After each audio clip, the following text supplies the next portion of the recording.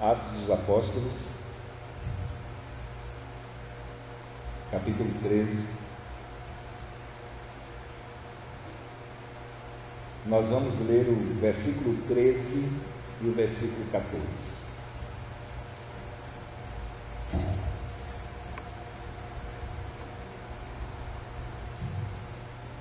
Versículo 13, versículo 14.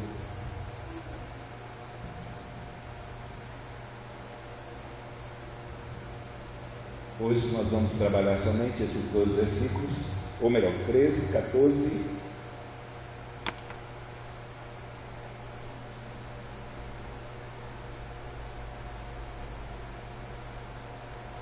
15 e 16.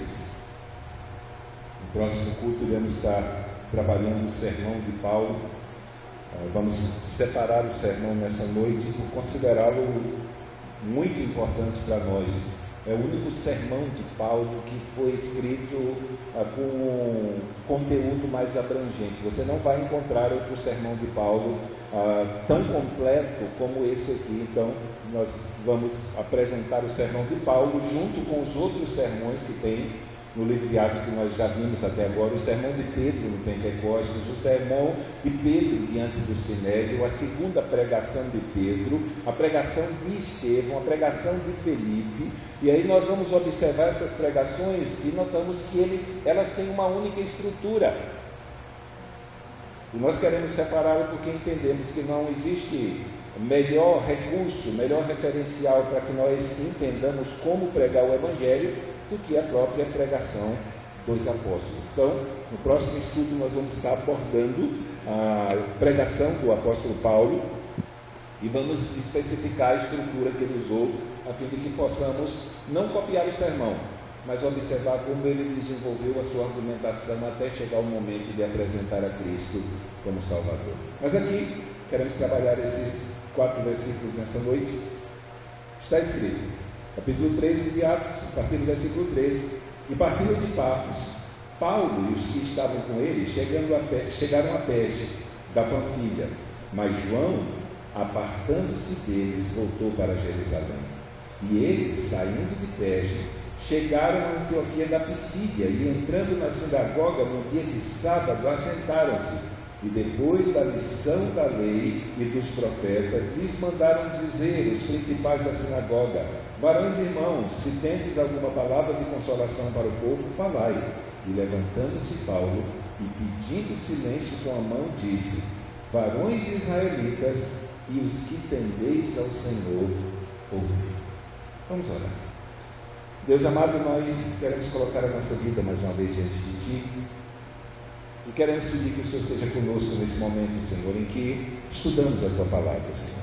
Pedimos que, com a Tua mão poderosa, Senhor, e pela iluminação do Teu Santo Espírito, o Senhor possa nos fazer compreender mais e mais, Senhor, acerca dessas verdades, Senhor, contidas nesse livro, Senhor, e de maneira especial que o Senhor esteja conduzindo a nossa vida, Senhor, ó Deus, a fim de que nós venhamos refletir nela as verdades que aprendemos nesse texto. Por isso, que o Senhor venha nos ensinar nessa noite e que o Senhor venha nos ajudar a compreender, Senhor, como uma igreja que é governada pelo Teu Espírito deve agir, como uma igreja que é governada pelo Teu Santo Espírito deve caminhar nessa vida. Por isso, ser com a minha vida, ser com a vida dos Teus filhos que estão aqui, e também ser com a vida dos Teus filhos que estão espalhados por todo esse mundo, Senhor. Não importa a denominação a que eles pertencem, são Teus filhos, que o Senhor também esteja operando e agindo na vida deles. Nós te pedimos, e te pedimos em nome de Jesus. Amém. Amém?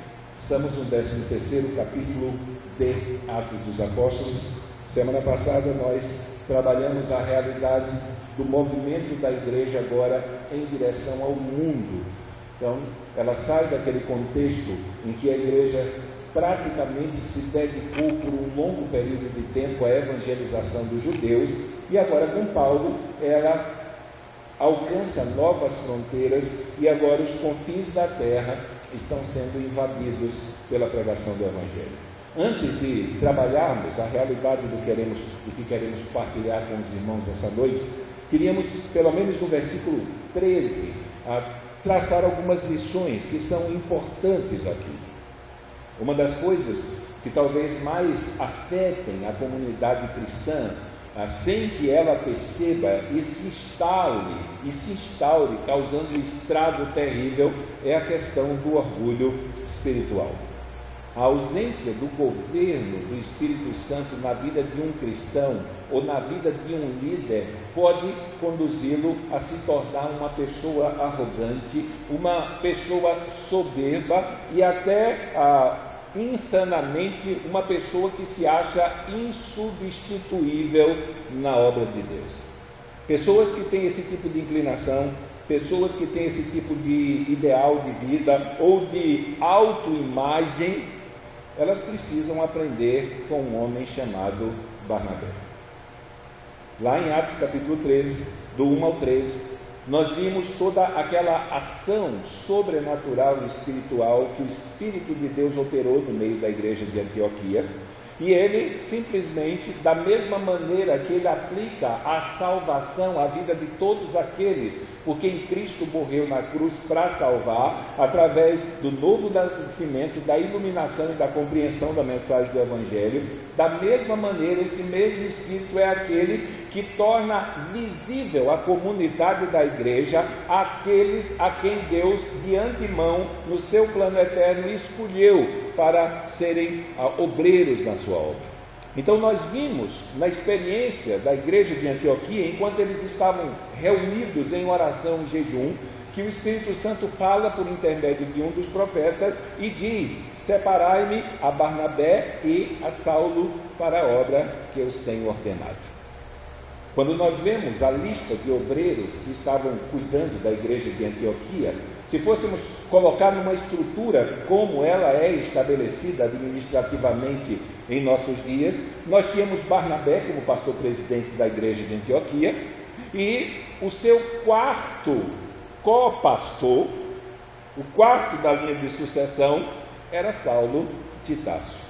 Então aprove a Deus comissionar esses homens para o ministério e Barnabé, ele é separado juntamente com Saulo para serem os instrumentos através do qual Deus invadiria o mundo com a pregação do Evangelho.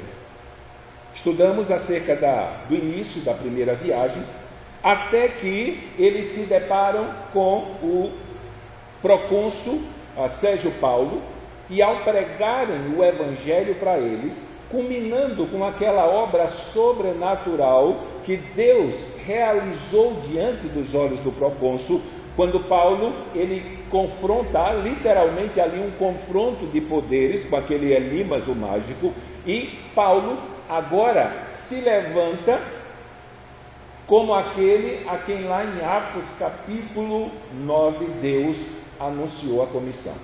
Então até aquele momento, Saulo, ele não era o apóstolo. Não havia nada na vida dele diretamente que testificasse a realidade que ele era um apóstolo.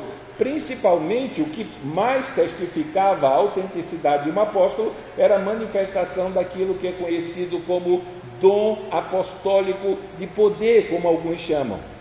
Ou seja, os apóstolos, eles receberam autoridade sobre espíritos malignos, eles receberam autoridade sobre enfermidades, e à medida que eles abrissem a sua boca promulgando algo em nome de Deus, Deus testificaria para que aqueles que estavam os ouvindo soubessem que ali havia um enviado de Deus.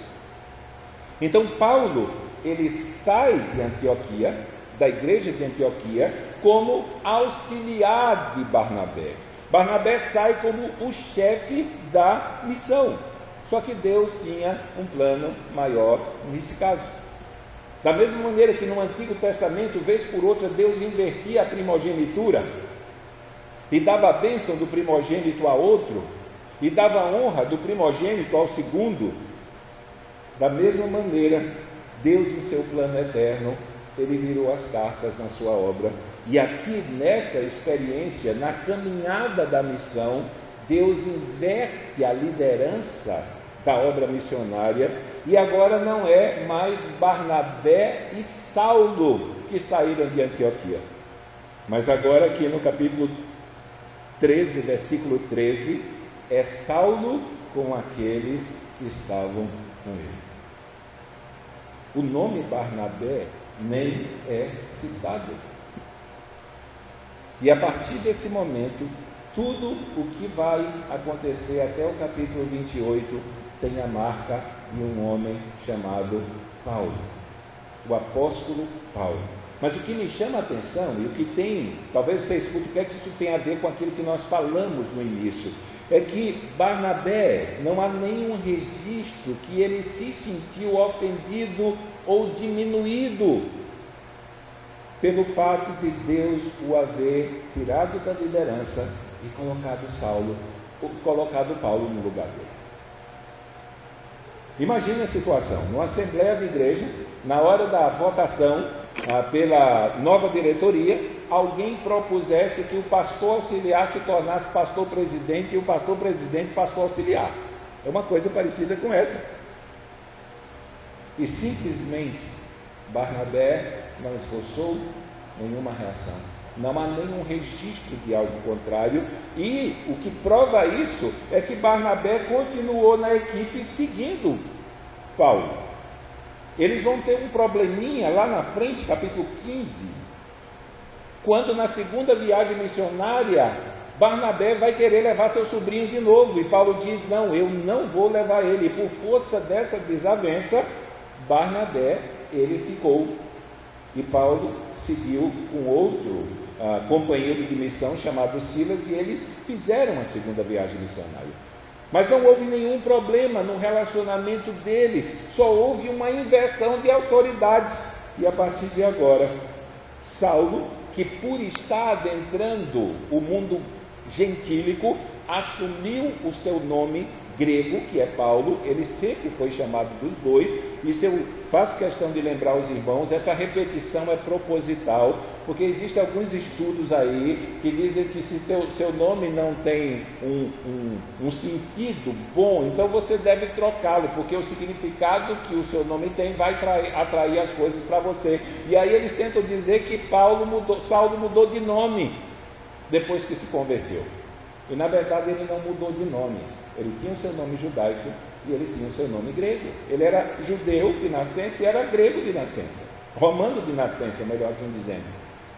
Então ele tinha dois registros: Saulo como judeu, Paulo como grego.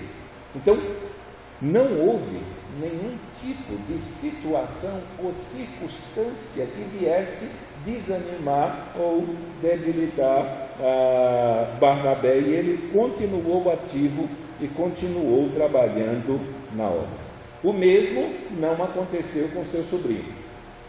É a primeira deserção do campo missionário proposto nas Escrituras.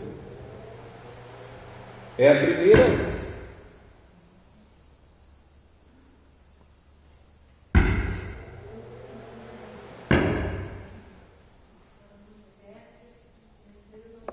Oi? É a primeira deserção. Até que funcionou. Isso foi para testar os... Agora o Nadir não precisa mais vir aqui com o seu super farol de celular para iluminar aqui. Mas é a primeira deserção do campo missionário. Como falamos a semana passada, João, esse que está registrado aqui, era o sobrinho de Barnabé. Alguns historiadores dizem, por força dos apóstolos terem ido para a casa da mãe de João Marcos, quando saíram da prisão, então eles dizem que na casa da mãe de João, desse João aqui, que é aquele Marcos que escreveu o Evangelho, foi instaurada a primeira igreja local de Jerusalém. Então, João Marcos, que foi levado possivelmente por Barnabé, por ser o seu sobrinho, e que havia convivido desde a sua mocidade no meio desse movimento espiritual poderoso de crescimento da igreja de Jerusalém, ele foi levado para estar auxiliando Barnabé e Saulo na sua missão. Então, eles saem da ilha lá de Pafos e vão para Perge, e quando chegam em Perge, eles decidem mudar um pouco o rumo. E eles decidem ir para Antioquia da Pisídia. Não é? Haviam várias cidades com esse nome no Império Romano. Na época, uma homenagem que um dos filhos de Antíoco, Epifânio, ele, quando assumiu o trono, ele deu para o seu pai. Então, esse nome Antioquia vem de Antíoco, que foi um dos imperadores de Roma. Então, nesse sentido, quando Paulo e Barnabé decidem invadir o mundo gentílico e ir para Antioquia da Pisídia, aí as coisas começaram a complicar e João Marcos decidiu desistir da jornada missionária. Agora aqui nós vemos uma lição maravilhosa. Nem sempre, porque no primeiro passo da caminhada na obra alguém voltou atrás, isso não quer dizer que ele não é um chamado, isso não quer dizer que Deus não está com ele, nem tampouco que Deus tem uma obra na vida dele. Se isso ocorresse hoje, qualquer pessoa iria dizer, olha, isso é um falso chamado. Alguém que foi falsamente comissionado ou alguém que se chamou para ser missionário, ficou empolgado no culto de missões e agora foi para a obra e quando chegou lá, como as coisas não pareciam, né? Como eu vi um comentário hoje de um amigo meu que é missionário na África e ele estava clamando, pedindo para que a igreja orasse, para que Deus mandasse missionários para a África. Motivo, a África está cheia de turistas. Eles têm um nome de missionário, mas não estão fazendo a obra missionária como devia. Então João Marcos, ele volta, ele abandona a missão e volta atrás. Só que, se por um lado isso se tornou uma mancha na sua caminhada, na obra do Senhor, por outro lado, no decorrer da história, ele se redime do seu erro. E lá, na carta aos Colossenses, Paulo escreve para a igreja de Colossos dizendo, recebam a João Marcos.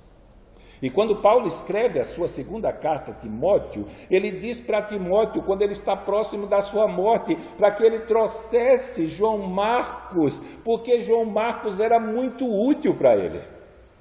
Então, em primeira instância, parece que havia um falso obreiro na obra, um falso missionário, um falso chamado. O problema aqui é que ainda não havia chegado o tempo de Marcos firmar os seus pés na obra, de João Marcos estabelecer o caminho que Deus tinha para ele naquele momento, como havia feito com Saulo. Quando diante do procônsul Sérgio Paulo, Deus manifestou o dom apostólico que testificava que o ministério de Paulo havia começado. Então João Marcos, ele volta para sua casa e ele faz a obra. Durante 20 anos ele plantou igrejas, ele se tornou um missionário atuante, até que, escrevendo a sua carta a Colossenses, Paulo diz à igreja que o receba, e isso já mostra que ele já estava trabalhando com Paulo de novo. Então foi alguém que se redimiu, então foi um acidente de percurso de alguém que perseverou na caminhada e deu continuidade à obra. Não sabemos porque ele abandonou a obra. Algumas pessoas, alguns estudiosos, eles levantam alguma suposição. Uma suposição é que ele estava com saudade da mamãe e voltou para casa. A segunda suposição é que ele fazia parte daquele grupo de judeus que não admitia que o evangelho fosse pregado aos gentios. Lembre que até Atos, capítulo 11, verso 19, à exceção do eunuco, que era temente, e de... como é que é o nome? Lembra aí de Cesareia de Felipe? Cornélio, que era um homem temente, e apesar deles não serem judeus ou prosélitos do judaísmo, eles eram pessoas que abraçaram a fé judaica como fé religiosa. A exceção deles, e no caso deles, foi necessário que houvesse uma ação direta e sobrenatural de Deus para que Pedro pregasse a Cornélio e para que Filipe pregasse ao eunuco. Eles não escolheram, olha, eu vou pregar para aquele gentio. Deus teve que fazer uma obra sobrenatural na vida deles para pregar para os gentios, mas até Atos capítulo 11, verso 19, mesmo sendo espalhada e várias igrejas haverem sido fundadas em várias cidades, os irmãos que saíram de Jerusalém só estavam pregando para os judeus. Então, possivelmente, quando Paulo decide, eu vou para os gentios, E no próximo estudo a gente vai deixar isso mais claro, ele vai fazer isso aqui.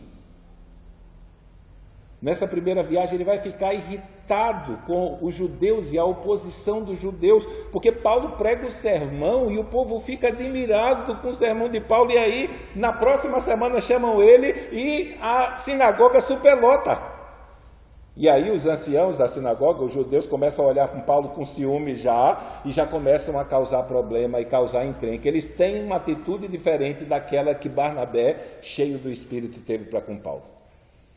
Então, nesse sentido, João Marcos poderia fazer parte desse grupo que não tinha liberdade, não se sentia na liberdade de anunciar o Evangelho para os gentios. Outro motivo que é dado, e possivelmente esse pode ter sido o motivo mais claro, que impactou mais, principalmente por causa da juventude e da imaturidade de João Marcos, né? É o fato de Paulo haver decidido ir para Antioquia da Pisídia. Não era uma coisa fácil essa decisão. É muito parecido com aquela dos apóstolos, ter ficado em Jerusalém depois que os judeus de Jerusalém mataram Jesus Cristo por causa do seu testemunho e da sua pregação. Então, para que vocês tenham uma ideia, o que significa sair de Perge e ir para Antioquia da Pisídia, eu queria que vocês pensassem uma coisa. Eu quero fazer uma aplicação aqui. Imagine que eu chegasse aqui hoje, estão os irmãos aqui, e eu dissesse para os irmãos, olha, eu quero convocar toda a igreja.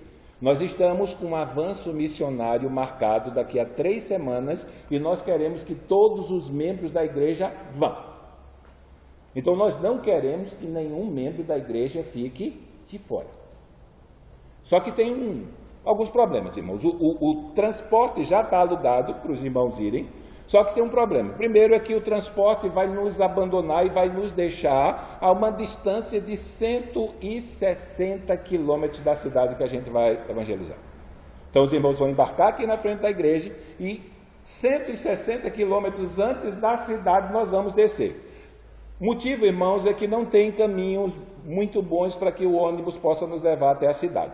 Então, o ônibus vai nos deixar 160 quilômetros antes da cidade e eu já quero pedir aos irmãos que arrumem um tênis de caminhada bom. Porque o restante da viagem a gente vai fazer a pé. Uma coisa e um detalhe que eu preciso contar aos irmãos é que nós vamos descer a 160 quilômetros da cidade no nível do mar. E eu quero dizer aos irmãos que nesses 160 quilômetros que nós vamos andar, nós vamos ter que subir a serra. Vamos ter que subir um chapadão de 1.200 metros de altura. Igual ao Rio do Rastro. Se vai botar mais 200 metros, então a gente vai ter que subir. Não tem aquela estrada asfaltada, iluminada. Nós vamos ter que subir pelas trilhas e pelas vielas que existem no meio da montanha dos rochedos. Então os irmãos estejam preparados, porque nós vamos ter que caminhar esses 160 quilômetros e parte dele vai ter que subir a serra, porque a cidade está mais ou menos a 1.100, 1.200 quilômetros de altura do nível do mar. E aí, irmãos, eu quero que os irmãos estejam atentos e, pelo amor de Deus, não leve nada de valor. Então, quem tem celular bom, não leve. Por quê, irmãos? Porque esse caminho que a gente vai é o preferido de bandidos e assaltantes para assaltar a gente. Então eles têm um costume de ficar escondidos naqueles lugares onde, por força do caminho ruim, a gente tem que passar por uns desfiladeiros estreitos e aí eles fecham a gente, bloqueiam os dois lados e a gente não tem para onde correr. Então, podemos ser assaltados, mas, pelo amor de Deus, já se prepare, não leve nada de valor. Então, tênis e caminhada não seja da Nike, tá? Porque eles vão levar se nos prenderem no caminho. E para que os irmãos não fiquem alarmados lá e depois diga que o pastor não contou tudo, então ainda existe um probleminha, irmãos, que os irmãos precisam estar esclarecidos. Nessa região que nós vamos ter que passar para ir pregar o evangelho, naquela cidade lá da Antioquia da Pisídia, a 1.200 metros de altitude, em cima do chapadão lá, existe uma doença que está acometendo a população daquele lugar. É uma febre malária aí, bem grave. Então tem uma febre malária que, infelizmente, por a gente ter que passar por aquele caminho, cada um de nós está correndo o risco de pegar, e ela é terrível, irmãos. Porque quando ela ataca a vida das pessoas, essa febre, ela deixa o corpo das pessoas dolorido. E se vocês pensam que a coisa não pode piorar, estão enganados, ela pode. Porque se você pegar essa malária, além de conduzir-se no trajeto todo com dores terríveis no corpo, ela ainda dá uma enxaqueca, que a sensação da dor de cabeça é como se você tivesse um arpão incandescente enfiado na sua testa até que ele vare a parte traseira do crânio. Mas isso não é problema, irmãos, porque depois que a gente chega lá, nós temos uma cidade inteira de descrentes para pregar o Evangelho. E hoje à noite, aqui no curso de terça-feira, nós vamos embarcar daqui a 2 semanas, e o que acontece é, por força do retiro de carnaval, a gente não vai vir mais aqui na igreja, então eu vou distribuir no final do curso as fichinhas de inscrição para os irmãos, e os irmãos já trazem na hora do embarque. A pergunta é, quantos irmãos vocês acham que iria aparecer lá?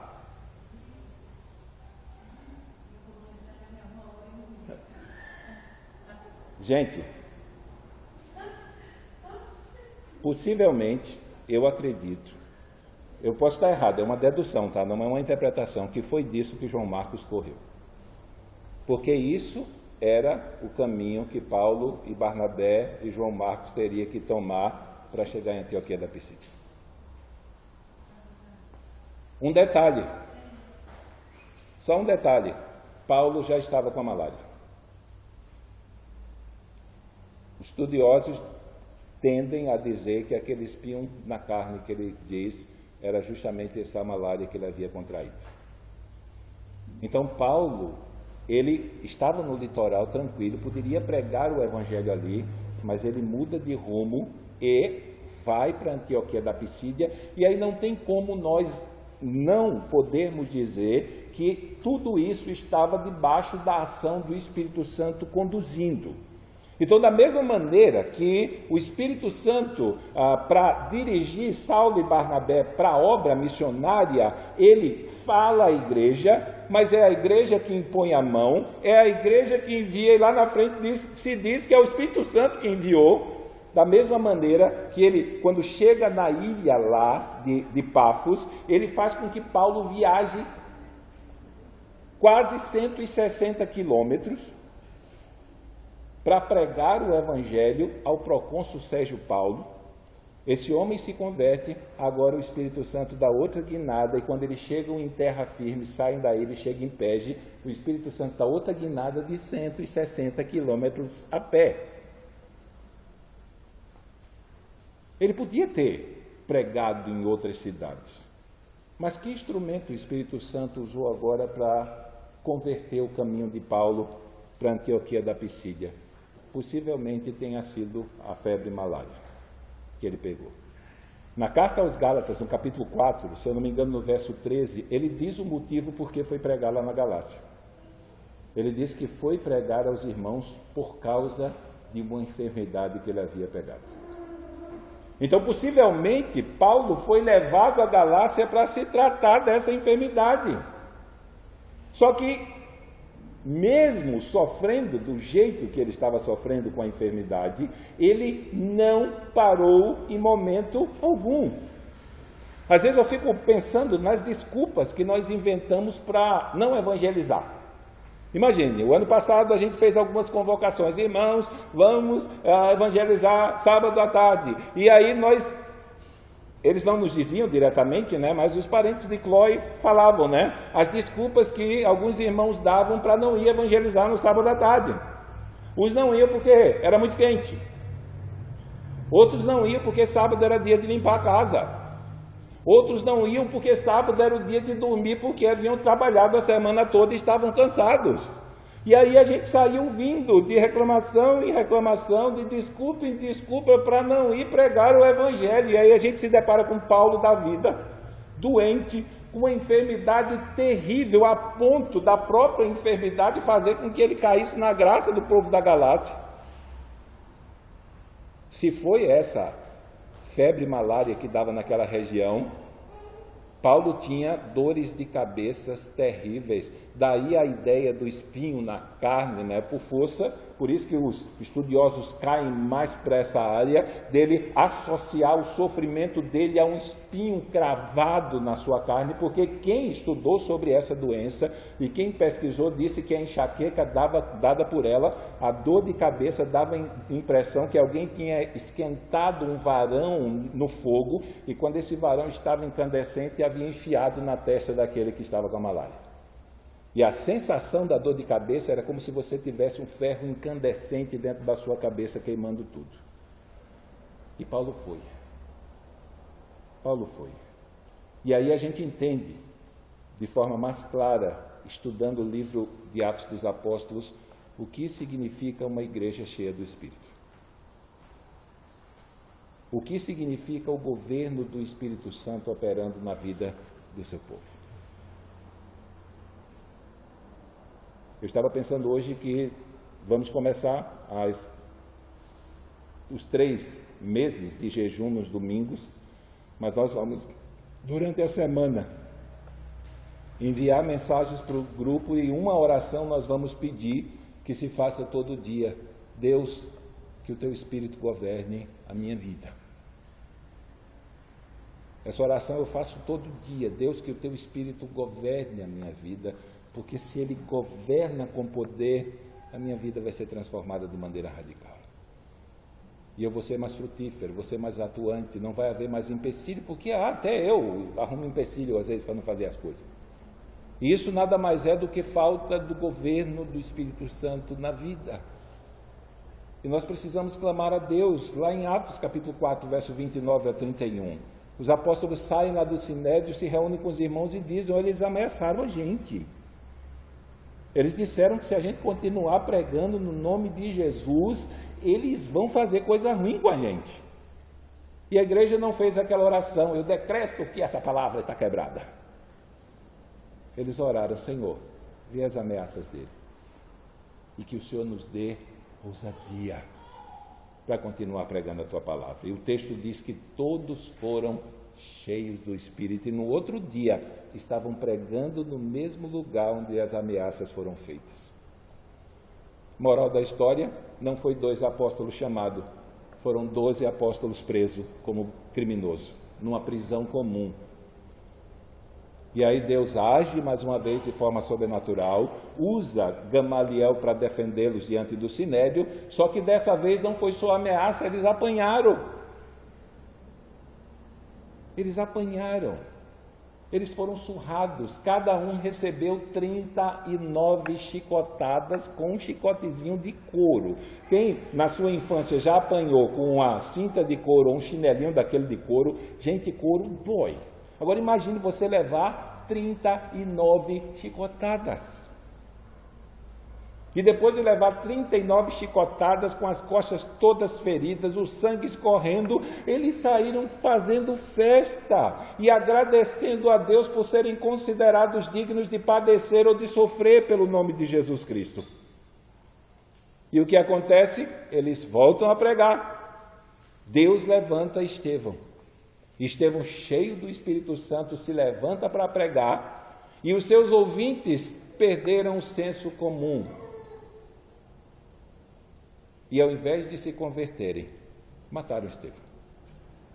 Mataram Estevão, e aí a perseguição que saiu dos apóstolos que apanharam, que passou por um diácono que morreu, agora invade a igreja. E aí Saulo de Tarso, cheio de fúria, respirando a ânsia de morte, querendo apagar o nome de Jesus do mapa, e ele sabia que a única forma de fazer isso era apagando os cristãos do mapa, então ele resolve impetrar uma perseguição, chefiar uma perseguição para a igreja e contra a igreja, a fim de fazer os cristãos negarem a sua fé. Se eles não fizerem, ele estava disposto a consentir com a morte de cada um deles. E a perseguição foi tão severa que os irmãos tiveram que sair de Jerusalém. Só que uma coisa nos chama a atenção. Primeiro, ou algumas coisas, é que eles não se desviaram por causa da perseguição e do sofrimento. Hoje, quando nós encontramos pessoas desviadas, eles dão a lista deles, dos motivos pelos quais eles abandonaram a fé. E aí a gente olha para a história da igreja e olha para aquilo que a igreja diz que pela presença do Espírito Santo na vida de uma pessoa, ela consegue suportar, então dá dó ler uma lista daquela. Mas apesar do sofrimento e apesar de serem obrigados a fugir de Jerusalém, e aí nós temos que enxergar a mão do Espírito Santo fazendo aquilo que Jesus disse aos discípulos para orar: rogai ao Senhor da seara para que mande, para que expulse trabalhadores para a sua seara. A seara é grande. Então, a igreja de Jerusalém cresceu, multiplicou-se até o ponto de não conseguir-se mais contar o número de membros. Até 5.120 a conta foi, mas daí para diante a igreja se multiplicou de maneira descontrolada, só pelo controle de Deus, que iria acrescentando à igreja todos os dias aqueles que iriam ser salvos. Só que a igreja bateu o pé, ela firmou o pé em Jerusalém, quase cantando aquela música de carnaval que tinha anos atrás: daqui não sai, daqui ninguém me tira. Só que Deus mandou ir. E aí o que é que ele faz? Envia um vento para espalhar a semente, a fim de que essa semente espalhada pudesse dar mais frutos. Eu acho que foi Irineu, um dos pais da igreja, que disse que o sangue dos mártires é a semente da igreja. Por quê? Quanto mais se matava a crente, mais crente se convertia. Então eles fugiram.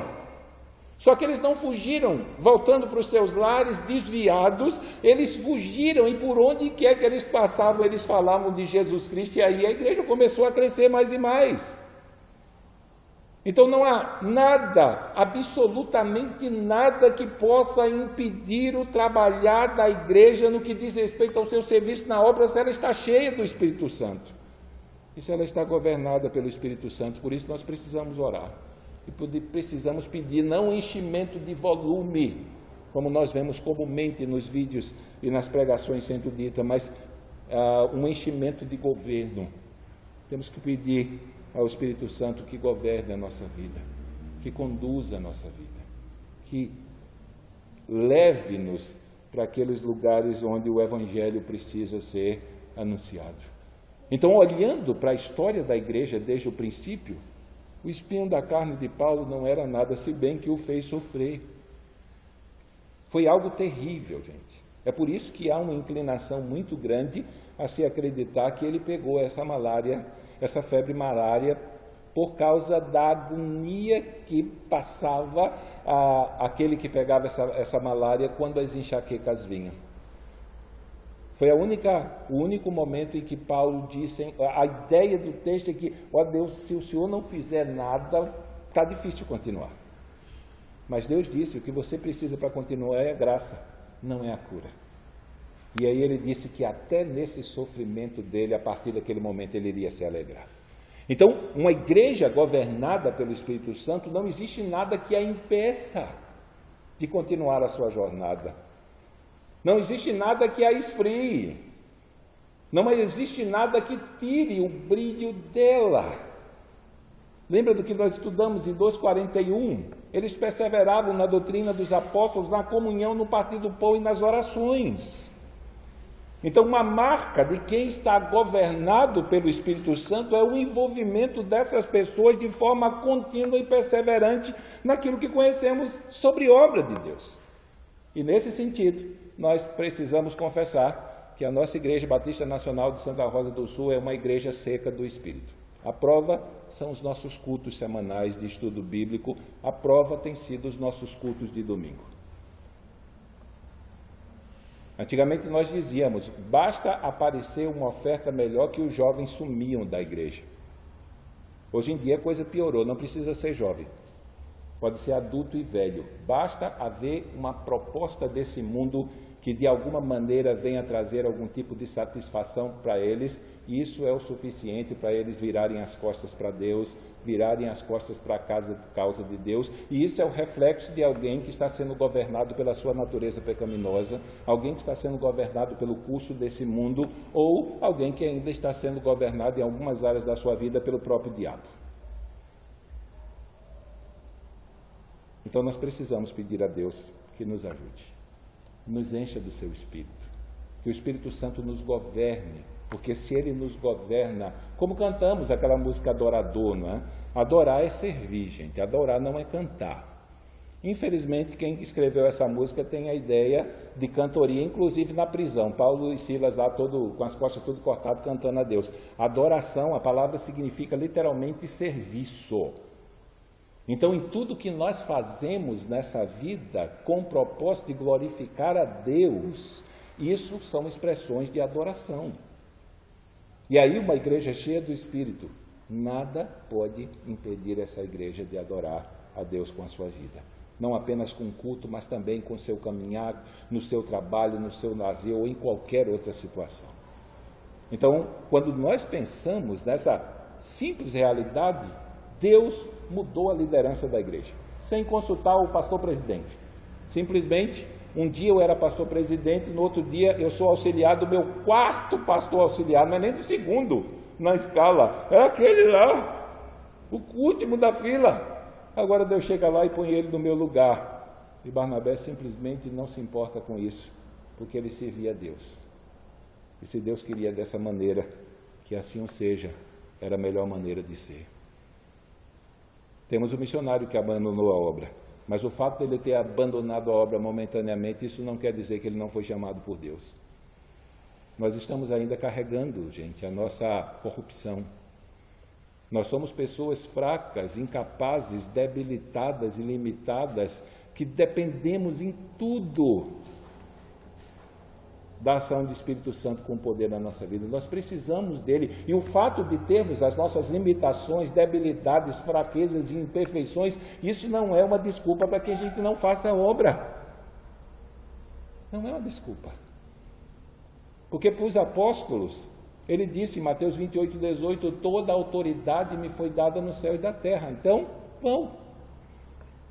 Ele não mandou ir na autoridade dos discípulos. Ele disse, olha, quem está no governo de tudo sou eu. Por isso podem ir. Podem ficar tranquilos. Sou eu que determino, sou eu que comando, sou eu que controlo. Façam aquilo que eu disse para vocês e pode ir tranquilo. Só que ele já havia avisado que às vezes fazer a vontade de Deus iria trazer problemas nesse mundo, problemas nessa vida. Mas eles deveriam ficar tranquilos, ainda que o sofrimento batesse a porta deles e a morte os alcançasse, eles deveriam se alegrar e exultar.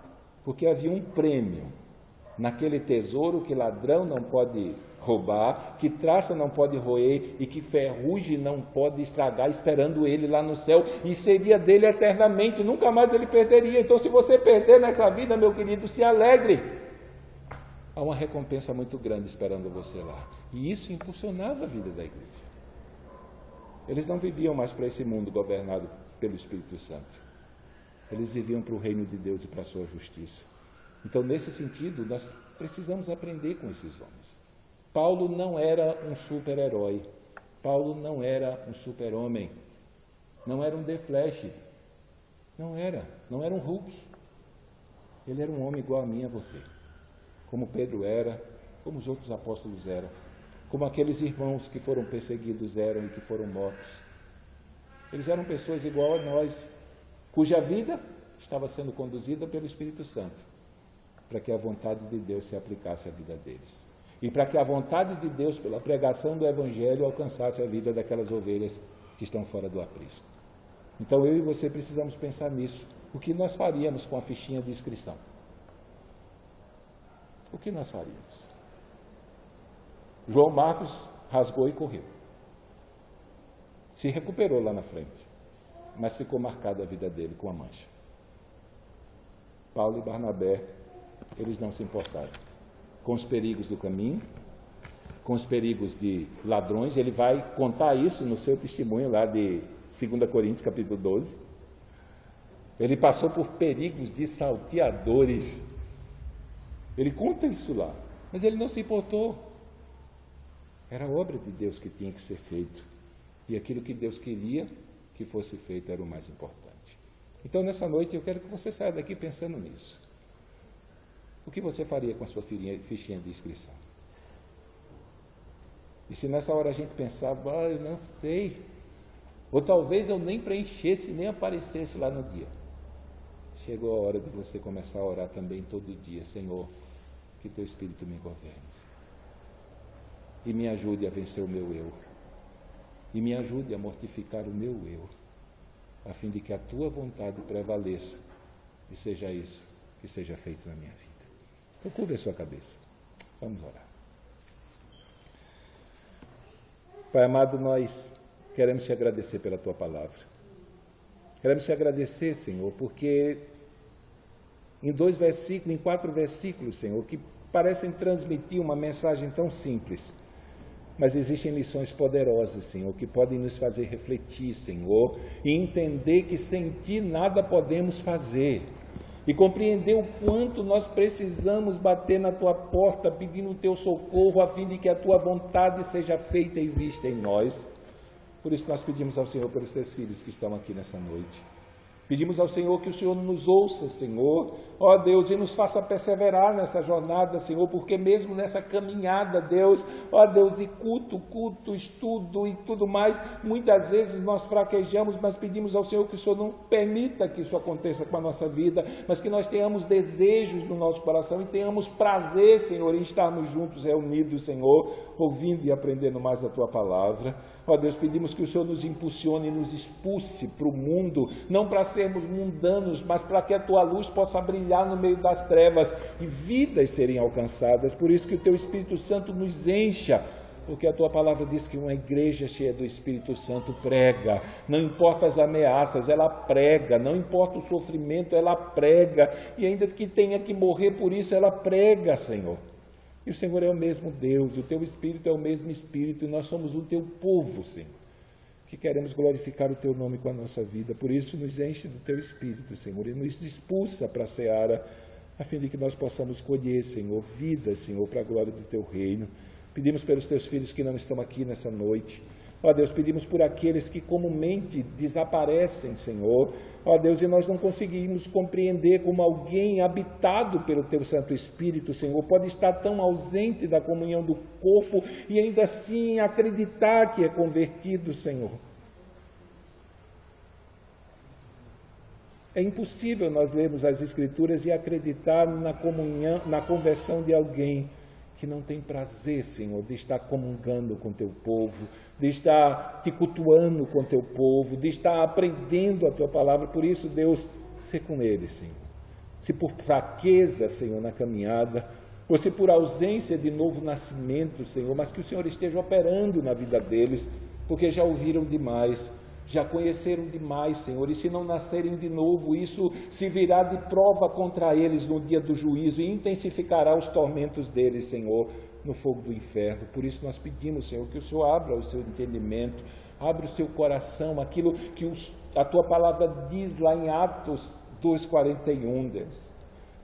Era unânime, havia um desejo e um prazer que os atraiu a estar juntos, Senhor. Por isso que o Teu Santo Espírito nós pedimos, nos governe, Senhor, a fim de nós podermos ser essa igreja, Senhor, a fim de que nós possamos experimentar esse prazer, Senhor, mesmo em meio à ameaça, mesmo em meio na perseguição, mesmo no meio do sofrimento, Senhor, mesmo no meio da iminência de morte. Por isso, que o Senhor seja com a minha vida, seja com os Teus filhos que estão aqui nessa noite, e seja com os Teus filhos que não vieram, Senhor. Convence o coração deles e faz uma obra na vida deles. Nós Te pedimos, e Te pedimos em nome de Jesus. Amém. Bem, só lembrando, só vamos ter culto agora aqui em Santa Rosa domingo que vem. Então esse domingo não vamos ter, no próximo domingo, final de semana, estaremos no nosso retiro espiritual do período de carnaval e voltaremos na terça-feira, então fica impossível assim a gente ter culto na terça-feira. Então, depois de hoje, só domingo, o outro domingo, de domingo que vem a 8 dias, nós vamos ter culto aqui. Se você quiser ir no culto, mas... isso aí a gente vai avisar. Vamos ter a partir do primeiro domingo de março, por março, abril e maio, nossa manhã de consagração, na qual nós vamos orar e pedir a Deus que o Seu Espírito governe a nossa vida. Em primeiro plano, nós não precisamos de mais nada de Deus nesse momento. Precisamos que o Espírito Santo governe a nossa vida e nós vamos jejuar, vamos orar e vamos clamar para que o Espírito Santo encha a nossa vida com poder. Depois disso, todo o resto que a gente ia pedir vai acontecer automaticamente. Nós vamos clamar ao Senhor, vamos buscar. Então, no outro domingo, por 3 meses, nós vamos ter culto no domingo, manhã e noite, manhã e noite, manhã e noite. E depois do último domingo de maio, se os irmãos quiserem, a gente continua tendo culto no domingo, manhã e noite. Então, no último culto, depois dos 3 meses, nós vamos fazer uma mini assembleia e perguntar aos irmãos se querem continuar. Então, cumprimente seu irmão. Se trouxe dízimo ou oferta, pode estar depositando aqui no gasofilácio. E até sábado, lá no retiro de carnaval, do período de carnaval, e para aqueles que não vão estar lá, até domingo da outra semana.